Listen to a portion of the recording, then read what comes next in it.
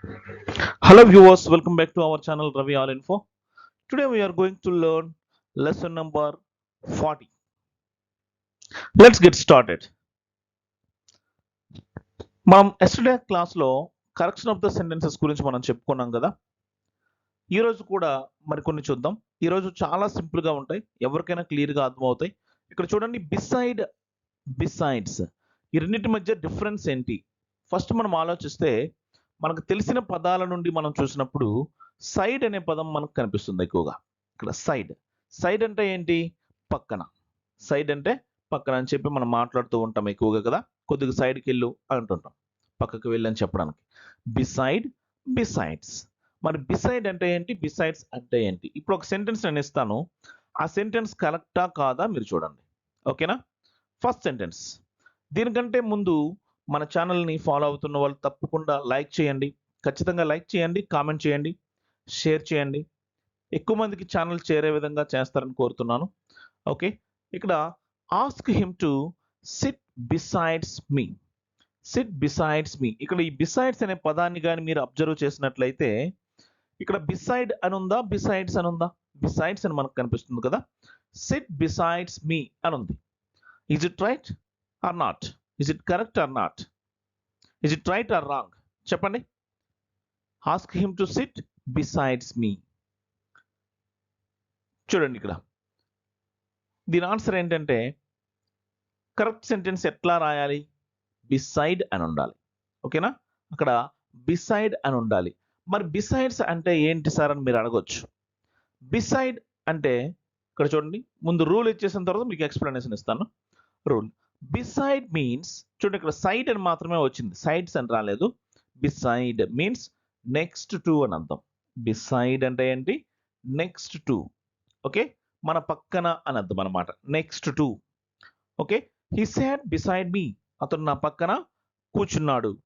He will sit beside me అని చెప్పొచ్చు మనం. ఓకే, మన పక్కన ఏదైనా ఉంది అని అంటే బిసైడ్ అని చెప్పాలి. Okay, that thing is beside me, అది నా పక్కన ఉంది, అట్లా మనం చెప్పొచ్చు. ఓకే, నెక్స్ట్, బిసైడ్స్ అంటే ఏంటి? In addition to. ఓకేనా? In addition to. బిసైడ్ అంటే పక్కన, బిసైడ్స్ అంటే ఇన్ ఎడిషన్ టు, దాంతో పాటు. మన దగ్గర ఒక దానితో పాటు ఇంకొకటి ఏదైనా మన దగ్గర అవైలబుల్గా ఉంటే that is in addition. Addition అంటే ఎక్స్ట్రా అనమాట. ఓకేనా? ఎట్లా చెప్తామో చూడండి. I have a car besides a bike. I have a car besides a bike. నాకు ఒక కారు ఉంది, దాంతో పాటు బైక్ కూడా ఉంది. చూడండి ఎట్లా చెప్పాను, ఒక దానితో పాటు ఇంకొకటి ఎడిషన్గా ఇంకోటి మనం కలిగి ఉండడం అనమాట. ఓకే, నెక్స్ట్, ఇంకేదైనా అట్లాంటిది మీరు చెప్పడానికి ట్రై చేయండి. ఓకే, అలా అనమాట, మనకి ఏదైనా కలిగి ఉండడం. I have a pen besides A marker. నా దగ్గర పెన్నుతో పాటు మార్కర్ కూడా ఉంది.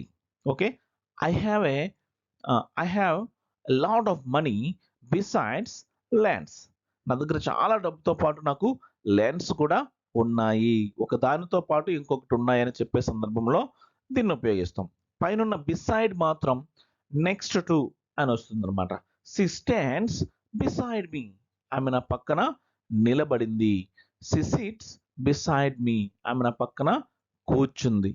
ఓకేనా? అట్లా చెప్పొచ్చు అనమాట. Okay, come to the next one, that is beside or besides. ఈ రెండింటిని మీరు గుర్తుంచుకోండి. బిసైడ్ అంటే పక్కన, బిసైడ్స్ అంటే మనకు ఒక దానితో పాటు మరొక దాన్ని కలిగి ఉండడం. Okay, next, come to the next slide. Senior than or to ఎట్లా ఉపయోగించాలి? సీనియర్ అనే పదం తర్వాత దెన్ యూజ్ చేయాలా? మనం ఎక్కువగా ఈఆర్ ఓఆర్లు వచ్చిన తర్వాత మనం దెన్ యూజ్ చేస్తూ ఉంటాం ఎక్కువగా. Okay, greater than, smaller than, taller than. Okay, ఇట్లా మనం ఉపయోగిస్తాం కదా, మోర్ దెన్. అయితే ఇక్కడ ఎలా ఉపయోగించాలి? ఒక వ్యక్తి మనకన్నా సీనియర్ లేదా జూనియర్ అని చెప్పేటప్పుడు ఏం ఉపయోగిస్తామో ఒకసారి చూడండి. సే సీనియర్ దెన్ మీ. ఇక్కడ ఈ ధ్యాన్ అనే పదాన్ని మీరు గమనించినట్లయితే ఇది రైటా రాంగా మీరు చెప్పొచ్చు. చెప్పండి, ఈజీగా చెప్పేస్తారనుకుంటున్నాను నేనైతే. ఇది చాలా మందికి తెలిసే ఉంటుందేమో, కానీ చాలా సందర్భాల్లో మనం ఎట్లా ఉపయోగించాలో మనకు తెలియదు. దీని రూల్ పొజిషన్ ఏంటో మనకు తెలియదు. ఇక్కడ చూడండి.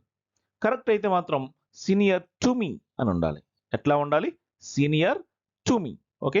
She is senior to me, not than me. ఓకేనా? మనం ఎక్కువ సందర్భాల్లో ఒకదానికన్నా మనం ఏదైనా అని చెప్పినప్పుడు మనం ఏమని చెప్తామంటే దాన్ని యూజ్ చేసేస్తాం సింపుల్‌గా. అయితే ఇప్పుడు చూడండి. దీని రూల్ ఏంటంటే to is the right preposition. To is the right preposition. ఇక్కడ మేము ఏం యూజ్ చేయాలి?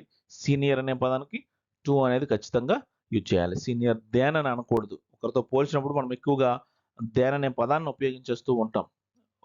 కానీ అట్లా మనం ఉపయోగించకూడదనమాట. Senior, junior, prefer, okay. ఇలాంటి పదాలు వచ్చినప్పుడు ఖచ్చితంగా టు అనే పదాన్ని ఉపయోగించాలి. ఓకేనా? He is junior to me అని చెప్పాలి గానీ he is junior than me అనకూడదు. Understood? Next come to the last slide. In my point of view or from my point of view which is correct in the both? In my point of view, from my point of view. What is the correct? ఇప్పుడు చూద్దాం. ఒక sentence నేను ఇస్తా. In my point of view మనం చాలా సార్లు ఇది ఎక్కువగా దీన్ని అలవాటు చేసుకుంటే మన ఇంగ్లీష్ అనేది చాలా బాగుంటుంది అసలు. యాక్చువల్‌గా మనం చెప్పేటప్పుడు మన ఒపీనియన్ ఎవరైనా అడిగారనుకోండి, అప్పుడు మనం ఏమని చెప్తాం? In my point of view అని చెప్పేస్తూ ఉంటాం. లేదా from my point of view అని చెప్తూ ఉంటాం. దీన్ని కరెక్ట్‌గా యూజ్ చేయడం ఎట్లా? ఇది చాలా బాగా యూజ్ అవుతుంది. అయితే దీన్ని కరెక్ట్‌గా యూజ్ చేయడం ఎట్లా అనేది ఈరోజు మనం తెలుసుకుందాం. ఓకేనా? ఇక్కడ చూడండి in my point of view అంటే నా దృష్టిలో అని చెప్పే సందర్భంలో దీన్ని మనం ఉపయోగిస్తూ ఉంటాం. In my point of view. అయితే ఏది కరెక్టో చూద్దాం. From my point of view is correct. Okay. ఇకపైన మీరు in my point of view అనే పదాన్ని మీరు వాడొద్దు. ఓకేనా? అయితే వినడానికి మాత్రం అది రైట్ లానే అనిపిస్తుంది మనకి. In my point of view కాదు. ఇంకా ఏం యూజ్ చేయాలో నెక్స్ట్ రూల్‌లో చెప్తా. దానికి బదులుగా జస్ట్ చేంజ్ చేసి దాన్ని ఎట్లా కరెక్ట్‌గా వాడాలో మీకు చెప్తాను. ఓకేనా? From my point of view అని చెప్పాలి. ఇకపైన దీన్ని బాగా రెగ్యులర్‌గా వాడడానికి ట్రై చేయండి. దీన్ని బాగా అలవాటు చేసుకుంటే చాలా బావుంటుంది. మన ఒపీనియన్ చెప్పాల్సిన సందర్భంలో నా దృష్టిలో అని చెప్పొచ్చు మనం. In my point of view అని చెప్తాం కదా! దానికి బదులుగా from my point of view అంటే నా కోణం నుండి, నా వైపు నుండి అని చెప్పేటప్పుడు from my point of view అనేది కరెక్ట్ అన్నమాట. మరి ఇన్ మైతో ఎలా ఉపయోగించాలో ఇక్కడ చూద్దాం. ఇక్కడ రూల్ చూసినట్లయితే యూజ్ ఎయిదర్ అయితే from my point of view అని వాడాలి. లేకపోతే ఇన్ మై వ్యూ అనేయాలి. ఆ పాయింట్ తీసేయాలి. పాయింట్ ఆఫ్ తీసేయాలి. ఇన్ మైతో చెప్పాలనుకుంటే ఇన్ మై వ్యూ అనేయండి సరిపోతుంది. ఇన్ మై వ్యూ అని చెప్పి మన ఒపీనియన్ చెప్పొచ్చు. ఓకేనా? మనం ఇంకా వాడాలనుకుంటే from my point of view. Point of ఎప్పుడైతే వచ్చిందో దాన్ని ఫ్రమ్‌తో యూజ్ చేయాలి. ఓకేనా? ఇది చాలా మందికి తెలియకపోవచ్చు. నాకు తెలిసి బాగా ఇంగ్లీష్ మాట్లాడే వాళ్ళకి కూడా in my point of view అనేది చెప్తూ ఉంటారు. కానీ that's wrong. From my point of view అనైనా చెప్పాలి. లేకపోతే ఇన్ మై వ్యూ అని చెప్పేయాలి. ఓకేనా? అండర్‌స్టూడ్? ఓకే. ఈ 3 మనం ఈరోజు తెలుసుకున్నాం. Senior to me, junior to me, prefer to ఇట్లా మనం ఉపయోగిస్తాం కదా! అలానే ఆహ్, ఫస్ట్‌ది ఏం చెప్పుకున్నాం మనం బిసైడ్, బిసైడ్. బిసైడ్ అంటే పక్కన, బిసైడ్స్ అంటే ఒకదానితో పాటు ఇంకొకటి కలిగి ఉండడం. I have a laptop besides a desktop. నాకు ల్యాప్‌టాప్‌తో పాటు డెస్క్‌టాప్ కూడా ఉంది. అట్లా మనం యూజ్ చేయొచ్చు. ఓకేనా? Thank you so much for watching. Thank you all. Yours Ravi. రేపు మనం మరొక మంచి వీడియోతో మనం కలుద్దాం. ప్రతిరోజు ఛానెల్‌ని చూడండి. తప్పకుండా మీ ఇంగ్లీష్ అనేది ఖచ్చితంగా డెవలప్ అవుతూ ఉంటుంది ప్రతిరోజు. ఈ ఛానెల్‌తో ఎప్పుడు టచ్‌లో ఉండండి. మీరు కామెంట్ చేయండి. ఏం చేసినా నేను ఖచ్చితంగా రిప్లై ఇస్తాను. లైక్ చేయండి, షేర్ చేయండి, కామెంట్ చేయండి, సబ్స్క్రైబ్ చేసుకోండి. Thank you so much.